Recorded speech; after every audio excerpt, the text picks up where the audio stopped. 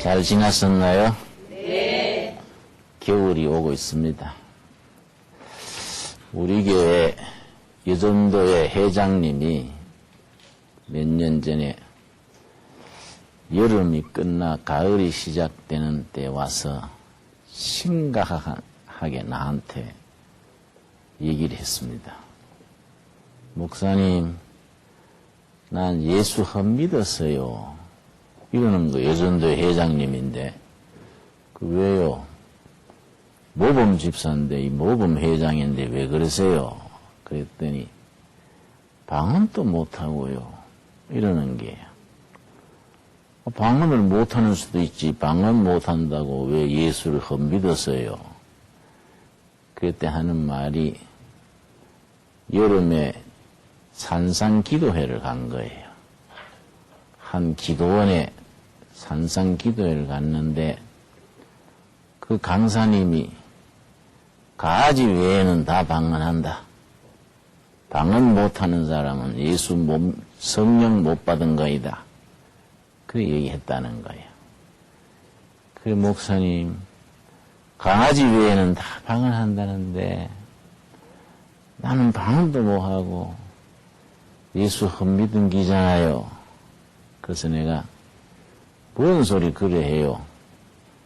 강아지는 강아지 방언하는 거 몰라도 성도는 다 방언하는 건 아니지요. 방언 은사 받은 사람도 있고 못 받은 사람도 있고 각자 은사는 다른데 방언 못한다고 성령 못 받다 그러면은 그건 잘못 배운 거지요. 그랬더니 아닙니다. 산상부흥의 강사님이 분명히 그러시던데요. 방언 뭐 하면은 성령 못 받다 그랬어요.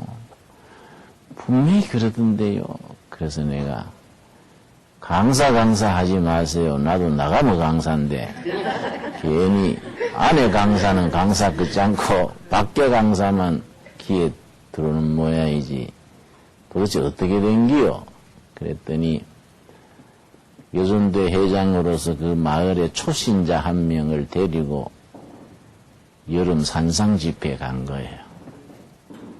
근데 자기가 데리고 간 초신자는 이튿날 방언 받았다는 거예요. 근데 자기는 마지막 날까지 소나무 붙들고 얼마나 구했는데도 방언을 못 받았다는 거예요. 그 부흥의 강사님이 방언을 강조를 하면서 강아지 외에는 다 방언하는 거니까 방언 못하는 사람은 성령 못 받은 거다. 그렇게 말한 걸 듣고 고민이 된 거예요. 그래서 내가 그런 건 아닙니다. 방언이 소중한 은사인데 그 강사님이 방언 받은 게 귀하다는 것을 강조하다 보니 말이 좀 세게 나갔구만요.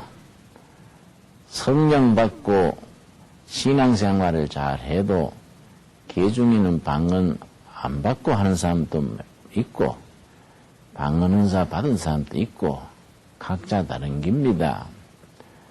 그랬더니 그게 자꾸 마음에 걸리는가 봐요. 그래서 내가 성경 말씀을 찾아서 읽었습니다.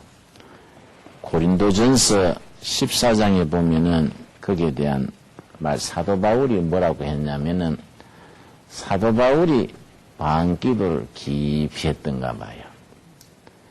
그래서 고린도전서 14장 2절에 쓰기를 방언을 말하는 자는 사람에게 하지 아니하고 하나님께 하나니 이는 알아듣는 자가 없고 그 영으로 비밀을 말함이니라.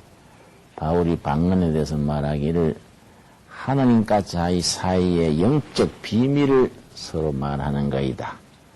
사람에게 말하는 거 아니다. 그리고 하는 말이 4절 말씀. 방언을 말하는 자는 자기의 덕을 세우고 예언하는 자는 교회의 덕을 세우나니 이 방언이라는 것은 자신의 믿음을 강하게 해주는 일이다. 자기한테 덕을 세우는 거다. 그러고서 5절에 고린도전서 14장 5절에 나는 너희가 다 방언 말하기를 원하노라. 특별히 예언하기를 원하노라. 바울은 고린도 교회 교인들한테 다 방언 말했으면 좋겠다. 그렇게 말한 뒤에 가서 뭐라 그랬냐면은 19절 말씀, 18절. 내가 너희 모든 사람보다 방언을 더 말함으로 하나님께 감사하노라. 바울은 방언을 깊이 하는 것이 참 감사하다. 난 뒤에 그 다음 말씀이 중요합니다. 19절에 그러나 너희의 교회에서 너가 남을 가르치기 위하여 깨달은 마음으로 5마디 말을 하는 것이 1만마디 방언으로 말하는 것보다 나으니라. 이 말씀을 쉽게 풀이해서 이해하자면은 방언을 다 했으면 좋겠고 바울 자신은 방언 기도를 깊이 하지만은 그러나 교회 생활에서 중요한 것은 깨달은 마음으로 형제를 깨우치기 위해서 형제여 하나님이 당신을 사랑합니다. 자매님 예수 믿고 구원받읍시다. 깨달은 마음으로 5마디 말을 하는 것이 혼자서 밤새 방언하는 것보다 더 소중하다. 그렇게 이제 사도 바울이 가르쳤습니다. 교회 생활 하다 보면은 이 은사에 대해서 혼란이 많아요. 성령 세례 받은 것하고 성령 충만한 것하고 구분을 못하고 성령의 열매와 성령의 은사를 구분하지 못해서 초신자들이나 교회 한참 다닌 분들 중에서도 아까 예전도의 회장님처럼 실컷 교회 다니고 충성하고 좋은 일꾼이면서도 방언 못했이 성령 못 받은 거다. 예수 헛믿은 거다. 이런 생각을 하게 되는 거이지요. 오늘은 그런 아주 신앙생활의 가장 기초적인 문제를 같이 공부하도록 하겠습니다. 우리가 예수 믿는 사람은 성령 받아서 신앙생활 하는 거이지요. 로마서 8장을 우리 다 같이 한번 찾아보겠습니다. 로마서 8장 9절 말씀. 우리 성경 찾을 때는 천천히 찾습니다. 빨리 찾는다고 서두르다가는 성경 책장 찢어지는 수도 있고 서두르면 더 잘한 찾기입니다. 나는 여러분들이 요즘 다 바빠서 텔레비 봐야 되지, 살림 살아야 되지, 쇼핑 가야 되지, 바빠서 성경 잘 못 읽는 줄 알고 성경 찾는 시간을 많이 들인다고요. 내가 한번 집회에 가가지고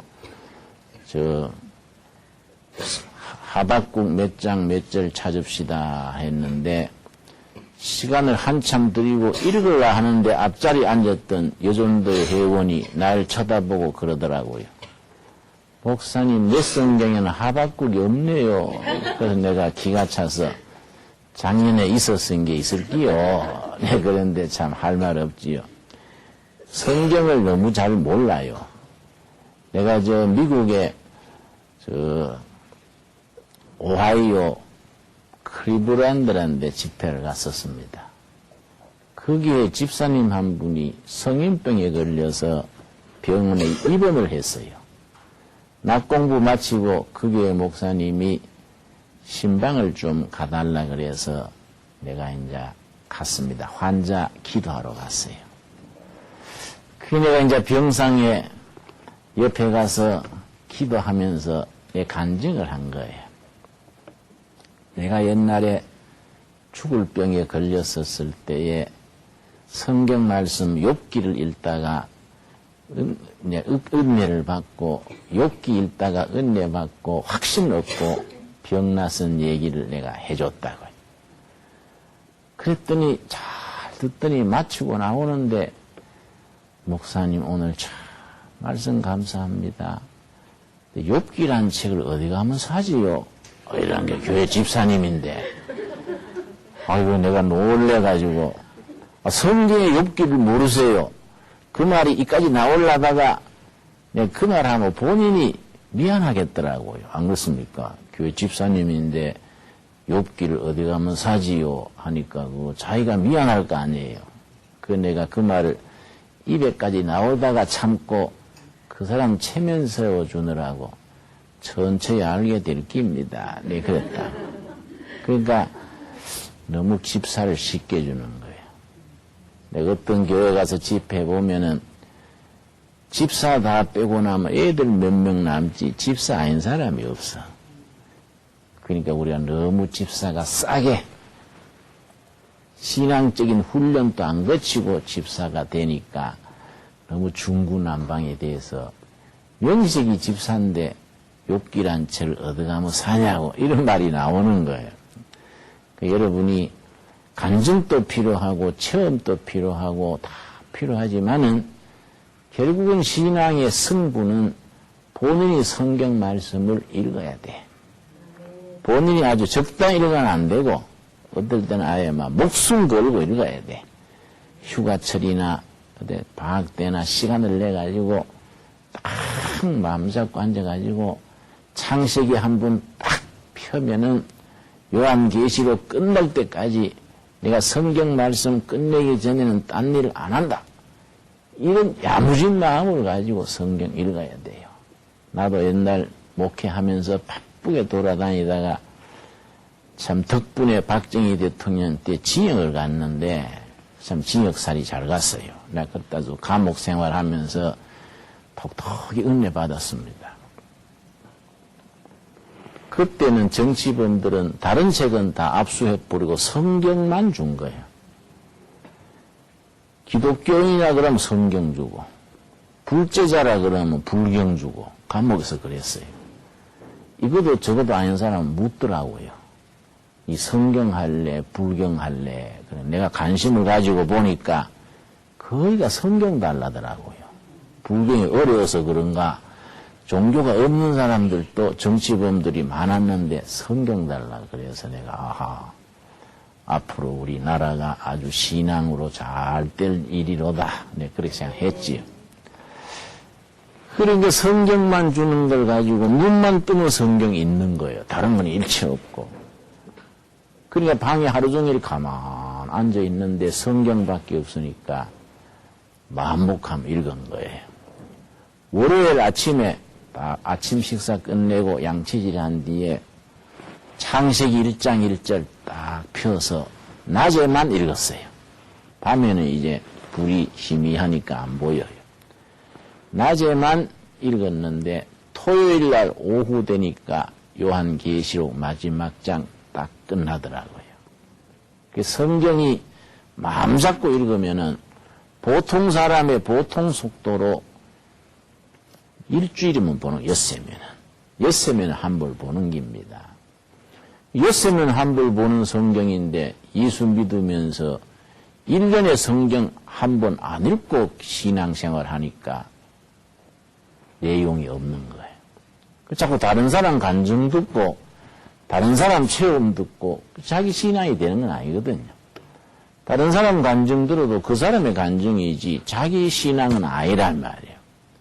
그래서 결국 신앙이 때로는 다른 사람의 간증도 필요하고 다른 사람의 체험도 도움되고 다 하지만은 자기 자신이 말씀에 딱 무릎 꿇고 읽어서 말씀이 자기 영혼에 아주 딱 양식이 돼야 돼요.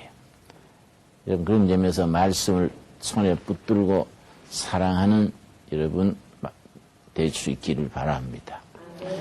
자, 로마서 8장 9절 말씀 보면 만일 너희 속에 하나님의 영이 거하시면 너희가 육신에 있지 아니하고 영에 있나니. 그다음 우리 같이 읽을까요? 누구든지 그리스도의 영이 없으면 그리스도의 사람이 아니라. 우리 마음속에 그리스도의 영이 없으면 그리스도의 사람이 아니다. 그리스도의 영은 누굴 말하겠습니까? 성령님이라. 성령. 그리스도의 영, 성령이 없으면 그리스도의 사람, 그리스도의 사람을 요즘 말로 뭐라 합니까? 크리스찬이에요. 크리스찬. 크리스찬이라는 말을 그걸 뜯어서 해석을 하자면 예수님을 닮은 사람, 예수님과 같은 사람, 크라이스트 라이크 맨, 크리스찬, 예수님을 닮은 사람, 예수님의 사람. 우리 심령 속에 그리스도의 영, 성령이 없으면은 크리스찬이 아니다. 그런데 어떤 성도님들은 신앙생활 몇 년간 하고 나서 내가 성령 받았나, 성령 못 받았나 헷갈린다고요. 그래가지고 내가 이거 큰 교회에서 집사님도 되고 여전도회 회장도 하고 권사님까지 왔다가 성령 받았는지 못 받았는지 거듭났는지 못 받았는지. 내가 한 번은 우리 교회 권사님하고 얘기하다가 신앙 내용이 좀 이상해요. 그래서 내가 권사님 그 예수를 믿음으로 구원받은 걸 믿으시지요? 그랬더니 아이고 믿도록 힘써야지요. 부족해서요. 그래서 내가 그 겸손한 거는 좋은데 권사님이 돼가지고 믿도록 힘쓴다는 건 아니거든요.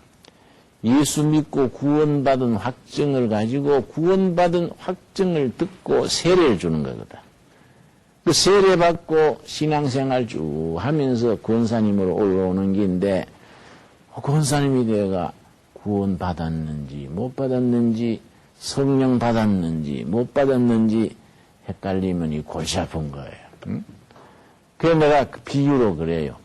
우리 교인들 중에 한국교회 교인들이 상당한 숫자가 이것이 너무 혼란에 빠져가지고 마치 비유하자면은 초상집에 가서 밤새 울고 목이 쉬었는데 새벽에 가서 우리가 누가 주고 울지 하는 거 한 가지다.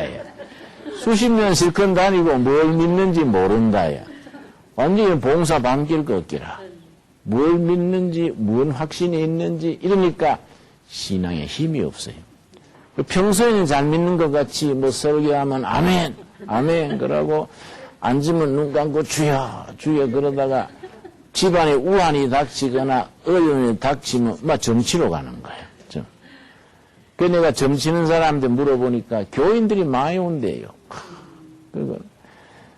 그러니까 실컷 교회 다니고 하나님 섬기다가 급한 일이 생기면 점치는 데 가서 복채 내밀고 점치면은 그거 참 골치 아픈 거 아닙니까? 응? 신앙생활 한다는 것은 내 속에 임해 계시는 성령님이 나를 깨우치시고 주관하신다는 성령 받은 확신이 중요한 거이지요. 자, 그래서 이제 본문 말씀이 그리스도의 영 성령이 너희 속에 없으면 크리스찬이 아니다 그랬는데 그러면은 우리가 성령 받은 것을 아느냐 몰라도 되느냐 거기에서 로마서 8장 16절 보시다. 16절 성령이 친히 우리 영으로 더불어 우리가 하나님의 자녀인 것을 증거하시나니 이 말씀의 의미가 우리 속에 와서 계시는 성령님이 우리가 하나님의 자녀인 것을 성령님이 속에서 증거해 준다. 하나님 믿는 사람, 구원받은 사람, 크리스찬인 것을 속에서 증거해 준다. 누가 증거해 준다고요? 성령님이. 어디에 계시는 성령님입니까? 우리 속에 와 계시는 성령님이 우리가 하나님의 자녀 크리스찬인 것을 증거해 준다. 이걸 성령님의 내적 증거를 해요. 자, 요 기초니까 확실히 합시다. 우리 속에 이미 와서 계시는 성령님이 우리가 하나님의 자녀, 크리스찬인 것을 성령님이 증거해 준다. 성령님의 내적 증거라고 한다. 성령 받은 걸 안다요. 왜냐? 우리 속에 계시는 성령님이 우리가 하나님의 자녀인 것을 내적 증거해 주시기 때문에 성령 받은 걸 안다 이거죠. 이해가 갑니까? 먼저 이해가 가야 돼. 이해가 갔다고 금방 뜨겁고 뒤집어지는 건 아니란 말이야. 응? 사람마다 다른 거예요. 어떤 사람은 예수 믿을 때 사흘, 낮새, 눈물, 콧물 흘리고 예수님 영접한 사람도 있고, 어떤 사람은 차분한 가운데 확신이 오는 수도 있고, 어떤 사람은 어머니, 아버지 때부터 교회 다녀가지고 평생 미지근한 것 같으면서도 생고무줄처럼 끈질기게 교회 다니는 사람도 있다. 그러니까 사람마다 다른 거예요. 똑같은 공식대로 안 되는 거인데, 다른 사람 막, 예배당 오자마자 방언 터져가지고 막 하는 거 보고, 야, 난 예수 헛 믿었네. 이러면 안 된다요. 각자 모양은 다른데 중요한 건 뭐냐? 우리 속에 와 계시는 성령님이 우리가 하나님의 자녀인 것을 우리 안에서 증거해 준다. 그 성령님이 뭐라 한다고요? 내적 증거라고 한다요. 그 성령님이 오셔가지고 방언하고 예언하고 또 사랑의 열매 맺고 이런 거 있잖아요. 성령의 열매와 성령의 은사가 뭐이냐? 이런 게 또 혼동이 온단 말이에요. 요한복음 14장 보시죠. 요한복음 14장. 우리 교인들이 초보를 잘 모르는 분들이 많아요. 기초를 몰라가지고, 기초를 모르면은 진도가 나가지를 않잖아요. 나는 고등학교 때 그렇게 모범생이 못 돼가지고 가출을 했어요. 고등학교 2학년 때 가출을 해가지고 16개월을 돌아다니다가 18개월을 돌아다니다가 마음 잡고 집에 들어와서 다시 공부를 하는데 1년 반을 밖에 김사과 조카처럼 뭐 돌아다니다가 집에 와서 공부를 하니까 영어 시간에 들어가니까 단어도 모르지 진도가 1년 반 나가버렸으니 모르잖아요. 큰일 났더라고요. 공부가 되지를 않아요. 진도에 처져서. 그때 내가 잘했어요. 어떻게 했느냐 하면은 아예 뒤로 쑥 빠져가지고 고등학교 2학년인데 중학교 2학년 영어 책을 공부한 거예요. 중학교 2학년 내 실력이 엉터리인 걸 알고서는 중학교 2학년 기초부터 다시 해서 따라 올라가니까 몇 달 뒤에 따라가겠더라고요. 신앙생활이 어정쩡한데 어려운 얘기 듣지 말고 신앙도 마찬가지다. 초보, 기초를 확실히 다져가지고 기본에서부터 차근차근 올라가면은 신앙이 이제 쌓여서 나중에는 속도가 붙는 거예요. 자, 요한복음 14장 16절 말씀. 14장 16절입니다. 내가 아버지께 구하겠으니 그가 또 다른 보혜사를 너희에게 주사 영원토록 너희와 함께 있게 하시리라. 주님께서 우리를 고와 같이 버려두지 않는다 그랬어요. 거기 18절 봅시다. 요한복음 14장 18절. 우리 다 찾았으면 우리 한번 같이 읽어볼까요? 내가 너희를 고아와 같이 버려두지 아니하고 너희에게 오리라. 이 말씀이 아멘 되지요? 우리를 고아처럼 내버려두지 않는다. 우리를 돌보시는 분을 보낸다. 그분이 누구겠어요? 보혜사 성령님이에요. 보혜사 성령님. 예수님의 약속이지. 내가 가면은 너희를 고아처럼 팽개두지 아니하고 너희를 지켜주고 인도해주고 깨우쳐주고 연약할 때 힘을 북돋아주고 이런 성령을 보내준다. 보혜사 성령을 보내주는데 성령이 우리한테 와가지고 들락날락 하는 게 아니다. 들쭉날쭉 하는 게 아니고 16절에 뭐라겠습니까? 영원토록 너희와 함께 있게 하시리라. 이 말씀 이해가지요? 성령이 우리한테 와셔서 들락날락 하냐. 아침에 기분 좋을 때는 성령이 같이 계시다가 저녁이 기분 나쁘고 막 짜증날 때는 성령님이 외출하셨느냐. 이게 아니다. 영원토록 같이 계시는 성령님. 이럴 때는 진짜 아멘 해야 되지. 우리와 영원토록 함께 하시는 성령님. 근데 내가 한 번은 전화를 받았는데요. 목사님, 나 위해서 기도 좀 해주세요. 그래서 무슨 기도 제목이 뭐입니까? 그랬더니 감기 귀신이 들어왔어요. 그래서 무슨 소리 그래 해요. 뭔 감기 귀신이 들어왔어요. 그 어쩌란 말이에요. 목사님 기도로 감기 귀신 좀 쫓아내 주세요. 그래 내가 기가 차서 그 대학도 나오고 멀쩡한 사람이요. 집사님 정신 차리세요. 감기는 과로 하면 바이러스가 들어와가지고 생기는 게요. 감기 옮기는 바이러스가 있잖아요. 바이러스로 감기가 감염되는데 체력이 약할 때는 이 감기가 들어오는 거예요. 이거는 푹 쉬면 되는 거예요. 약보다도 시간이 쉬면 감기가 낫잖아요. 그 누가 그러잖아요. 감기 약을 먹으면 14일만에 낫고, 안 먹으면 15일 만에 난다 그러잖아요. 푹 쉬면 되는 거인데, 그걸 감기신 걸렸다 하면 이상하잖아요. 그래서, 집사님, 그런 생각하지 마세요. 감기는 과로해가지고 바이러스가 옮기는 길인데, 감기 귀신 들렸다 하면 됩니까? 뭐라 그랬어요. 우리 신앙이 좀 합리적이고 상식에 맞아야 되지, 엉뚱한 소리 하면 안 되지요. 자, 그런데, 보혜사 성령님을 주님이 보내주셔가지고 우리 속에 와 계시는 성령님이 들락날락 하시는 게 아니라 영원토록 같이 있게 하신다. 약속이에요, 약속. 그 약속을 믿으면 어려울 때 함께 하시는 성령님께 요청하고 모를 때 성령님이 깨우쳐달라고 요청하고 힘들 때 성령님 내 힘이 돼 주십시오 하고 요청한다요. 우리 교회 여집사님 한 분이 암이 걸렸어요. 병원에 입원을 했어요. 내가 병원에 문병을 갔더니 갈 때마다 오른손을 조금 쥐고 있어요. 그래서 내가 악수를 하면은 왼손으로 악수한단 말이야. 그래서 나는 아파서 그런가 했더니 집사님 거기 오른손은 편찮으세요? 했더니 그런 게 아니고요. 이 손은요. 우리 주님 항상 잡고 있는 손이에요. 우리 주님 항상 손잡아 주신다 생각하고 통증이 올 때 어려울 때 주님 손잡고 이겨나간다는 거야. 그러니까 다른 손으로 쓰는 거야. 응? 그게 우리 항상 우리와 같이 계시는 성령님이 우리에게 임재했다는 그 확신이 참 중요하지요. 그 다음 17절이 중요합니다. 17절 말씀.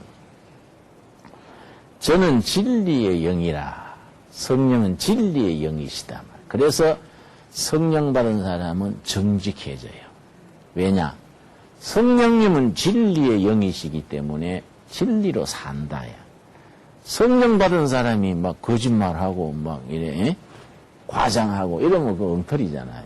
성령 받은 사람은 진실의 영이다. 그러니까 우리가 참 성령 받고 참 믿음의 사람들은 정직해질 수밖에 없지요. 내가 요새 나라 일을 좀 돕고 있는데 해보면요. 이러니 저러니 해도 예수 믿는 사람들이 달라요. 예수 믿는 사람은 기본이 있어, 기본. 근데 예수 안 믿는 사람은 어디부터 참말이고 어디까지 거짓말인지 그 구분을 잘 못하는 사람들이 많아요. 물론 예수 안 믿는 사람들 중에도 진실한 분들이 많지만은 이러니 저러니 좋으니 나쁘니 말도 많지만은 성령 체험 있고 믿음의 확신이 있고 성수주의하고 이런 분들이 신앙생활에 기본이 있어. 진리의 영을 체험한 사람들은 진실하게 살렸고 힘쓰는 있다 이 말이에요. 저는 진리의 영이라 세상은 능히 저를 받지 못하나니. 여러분 서울대학 대학원 나오고 미국의 하버드 대학 나오고 아무리 공부를 많이 해도 성령의 체험 없는 사람, 성령님으로부터 교통이 없는 사람은 차원이 다르다. 세상 지식으로는 성령님의 지혜를 못 따른다. 그건 이해가 가는 말이지요. 이는 저를 보지도 못하고 알지도 못함이라. 그러나 너희는 저를 아나니. 우리는 박사도 아니고 석사도 아니고 그렇게 유식한 사람 아니지만은 성령님을 아신다. 영으로 아신다. 어떤 할머니가 난 놓고 기억자도 모르는 할머니인데 그렇게 교회 열심히 다니는 거예요. 새벽자단 쌓고 밤에 가서 기도하고 지성으로 교회를 다니니까 옆집에 있는 대학 교수님이 아이고 저 할머니가 무시해가지고 저렇게 엎드려가 열심이구나. 이래 좀 얕봤단 말이야. 할머니 그렇게 다니면 아세요? 그냥 가서 엎드려 있는 거이지 알이나 하세요? 그 예수 믿는 도리를 한번 말해보세요. 이랬다 이 말이야. 그러니까 할머니가 가만히 했더니 사과가 있어. 사과. 교수님 사과를 한 입 배 잡숴 보세요. 그럼 내가 설명을 하겠습니다. 그래 할머니 내가 한번 베어 먹어보지요. 사과를 한 입 베어 물었다며. 한 입 베어서 먹으니까 교수님 사과 맛을 설명을 좀 해주실랍니까? 그러니까 교수님이 글쎄 사과 맛이 입에서 나긴 나는데 설명은 뭐 하겠네요. 그러니까 제가 예수 믿는 도리가 그렇구나요. 응? 교수님이 사과 맛을 입으로 느껴도 설명은 못하듯이 내 예수 믿는 도리가 참 행복하고 감격스러운데 설명은 못하겠구만요. 그래 교수가 입을 다물었다는 거야. 그렇지요? 우리 무식하고 그렇게 요란스럽게 세상 지식은 없어도 영으로 삶으로 성령님을 알고 주님을 안다. 그러나 너희는 저를 안 하니 저는 너희와 뭐이지요? 함께 거하심이요 또 너희 속에 계시겠습니다. 우리가 성령님을 이해하는데 성령의 열매, 성령의 은사 이해하는데 이 말씀이 중요합니다. 성령님이 우리 속에 역사하시는 게 두 가지로 나와요. 요한복음 14장 17절에 성령이 역사하시는 모습이 두 가지로. 첫째는 저는 너희와 함께 거하심이요 또 너희 속에 거하신다.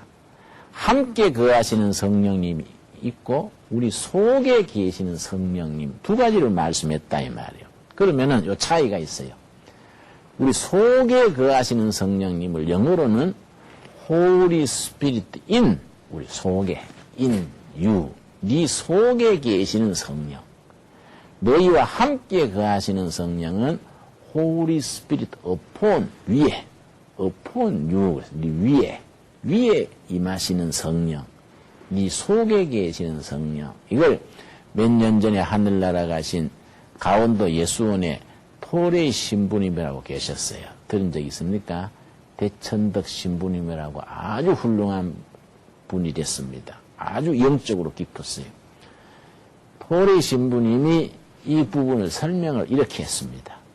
너희 속에 계시는 성령님은 성령님의 내적 임재, 우리의 함께 거하시는 성령님은 외적 권능, 우리 위에 역사하시는 성령님, 속에서 증거하시는 성령님, 내적 임재하심 이렇게 설명을 하고 우리 속에 계시는 성령님을 성령님의 열매 맺는 성령님이고 우리 위에 임하시는 성령님을 성령의 은사로 임하시는 성령이라고 설명을 했습니다. 그러면 먼저 우리 속에 계시면서 성령의 열매 맺게 하시는 성령님을 한번 생각해 보겠습니다.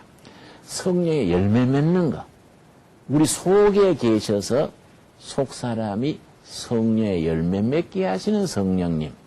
성령님의 내적 임재라 그랬지요? 갈라디아서 5장 22절이 성령의 열매의 대표적이에요. 우리 한번 찾아보겠습니다. 갈라디아서 5장 22절. 그래서 갈라디아 5장을 열매장이라 해요. 열매장. 성경에 특별한 장들이 있지요.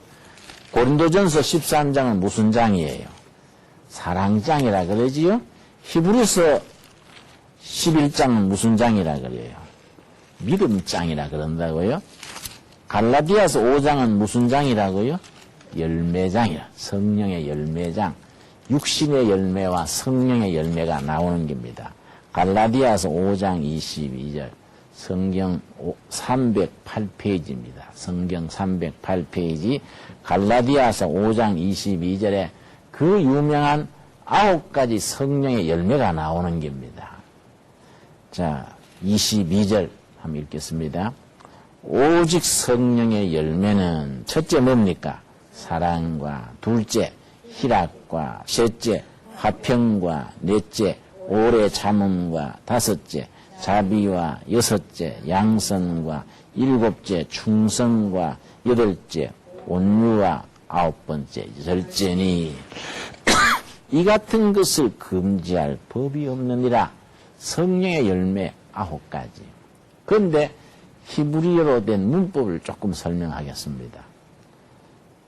히브리어의 헬라어의 히브리어가 아니고 구약은 히브리어로 쓰여지고 신약은 헬라어로 쓰여졌는데 헬라어의 성령의 열매는 갈 때 열매가 카알로스예요. 카알로스. 저 미국에서 나오는 캘리포니아 쌀 브랜드 중에 카알로스가 있어요. 카알로스. 열매란 말이에요. 성령의 열매 카알로스는 뒤에 9가지 열매가 나오지요. 그러니까 이게 동사가 복수로 나와야 되지요. 9가지가 나오니까. 열매들은 그러고 사랑과 희락과 화평과 쭉 나와야 되는데 분명히 9가지가 나오는데 열매는 하고 단수 동사가 나와요. 그게 무슨 의미가 있느냐 하면은 9가지로 갈라지지만은 몸체는 하나다 이게. 이게 9가지지만은 근본은 성령의 열매 하나다. 바로 예수님의 마음이요. 예수님의 마음 9가지가 어떨 때는 사랑으로 나타나고 어떤 게는 오래 참음으로 나타나고 어떤 때는 절제로 나타나지만은 근본은 하나다. 그래서 열매는 하고 단수 동사가 나오는 거예요. 논리로 따지자면 열매들은 하고 복수 동사가 나와야 되는데 단수로 나오는 거예요. 그래서 우리가 성령 열매 맺으면은 9가지가 하나가 돼가지고 어떨 때는 절제, 어떨 때는 오래 참, 어떨 때는 무슨 사랑, 각자 나타나는 거예요. 이 9가지 성령 열매가 바로 예수님의 성품이에요. 속사람이 예수님의 성품을 담아가지고 성령님의 내적 임재하심으로 우리 사람 됨됨이가 바뀌는 거예요.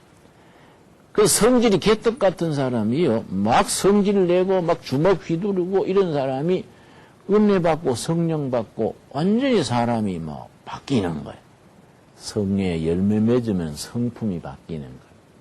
성령의 은혜를 받고 나면요. 사람이 달라져 버려요. 그러니까 완전히 옛날 몇 년 전에 만나던 사람하고 완전히 다른 사람들이 있어. 가만히 들어보면 영적 체험이 있었어. 성령의 열매 맺어가지고 개떡 같은 성들이 찰떡같이 바뀌는 거예요. 자, 그 열매 9가지 열매 중에 우리 하나씩 한번 살펴봅시다. 22절 다시 봅니다. 오직 성령의 열매는 첫째가 뭡니까? 사랑이요. 사랑. 사랑이 열매지요. 여러분, 열매라는 것은 봄에 씨 뿌려가지고 김매 주고 거름 주고 물 주고 가을에 열매 맺잖아요. 사랑도 그런 점에서 마찬가지다. 남자 여자가 연애할 때 좋았다가 딱 결혼한 뒤에 성격 다르다고 헤어진 사람이 많아요. 그래서 한번 내가 주례한 부부인데 몇 달 뒤에 목사님 아무래도 우리는 이혼해야겠습니다. 그래서 내가 놀래가지고 이혼이 무슨 이혼이요? 이혼은 아무나 하나 연예인이나 유명인사가 이혼하는 거이지 보통 사람이 무슨 이혼을 하노? 왜 이혼하려 하는데? 그랬더니 둘이 성격이 너무 안 맞아요. 그래서 그거는 모르는 소리예요. 성격 안 맞는 걸로는 이혼할 거 없어. 그래서 내가 설명해 줬어요. 남자와 여자는 본래 안 맞는다. 근데 서점에 책을 하나 소개해 줬지. 서점에 가면요. 이 남자와 여자가 다른 것을 어떻게 맞추어서 사랑으로 살아가느냐에 대한 책이 있습니다. 화성에서 온 남자, 금송에서 온 여자라는 책이 있어요. 아주 세계적으로 수백만 권 팔린 책입니다. 이게 무슨 뜻이냐면은 남편은 화성에서 온 ET고 아내는 금성에서 온 ET야. 완전히 다르다. 이야. 남자와 여자는 그만큼 다른 거예요. 다른 별에서 출생한 만큼 완전히 다른데 만나가지고 서로 보충해서 하나를 이루는 거예요. 그러니까 남편과 아내는 성격이 다른 것이 정상이다. 똑같을 부모 결혼 안 해도 되는 거예요. 다른 사람들이 만나가지고 서로 다른 것을 채워주고 같이 받들어가는 것이 부부단 말이에요. 근데 젊은 부부들은 그걸 모르고서는 성격 다르다 그러고 이혼하려고 한다. 그거는 모르는 소리지. 그래서 내가 부부라는 것은 본래 금성에서 화성에서 만난 만큼 다른 거니까 다른 사람들을 서로 이해해주고 상대방을 높여주면서 사는 거이 부부야. 좀 더 살아보고 정 안 되면 그때 다시 이혼하세. 내가 그래 차일러가 달려보내 그 책 하나 내 사가지고 또 선물로 했다고. 그런데 한 1년 지난 뒤에 보니까 또 재밌게 살더라고. 소리 맞추어 살아야 돼요. 맞추어. 예? 사랑이라는 것은 가꾸어야 되는 거예요. 가꾸어야. 근데 사랑이라는 건요, 이거는 사랑 속에 힘이 있는 거거든요. 여러분, 홀트 양자로, 홀트 양자에. 홀트 양자를 시작한 분이 미국의 홀트란 부인데, 미국에서 우연히 6.25 전쟁 때 신문 보니까 한국 고아가 길거리를 헤매고 죽어간다는 걸 미국에서 보고서는 사명감을 느낀 거예요. 미국에서 농사 짓던 사람이 한국에 와가지고 고아들을 모은 겁니다. 그래가지고 고아 병든 애들 모아가지고 병에서 낫을 만한 사람들은 병원에 보내고 죽을 것 같은 애들은 자기 집에 데리고 있으면서 마지막 하늘나라 가도록 데리고 있었는데 얼마 뒤에 이상한 일이 생겼어요. 병원에 입원시킨 애들은 죽어가는 거예요. 그 애들은 형편이 좋았는데 곧 죽어간다고 집안에 데리고 있던 애들은 살아나는 거예요. 집에서 해준 건 딴 거 아니야. 아침 저녁으로 안아주고 하나님이 니를 사랑하신다. 응? 기도해주고 또닥거려주고 이 스킨십이지. 안아준 애들은 죽을 것 같은 애들이 살아나고 괜찮다고 병원에 입원했던 애들은 그냥 죽어가는 거예요. 사랑이 힘이요, 사랑. 사랑이 기적을 일으키고 사랑이 능력이다 이 말이야. 사랑이 사람을 변화시키고 생명을 준다. 오늘 거기까지 하고 다음에 계속해서 공부하도록 하겠습니다.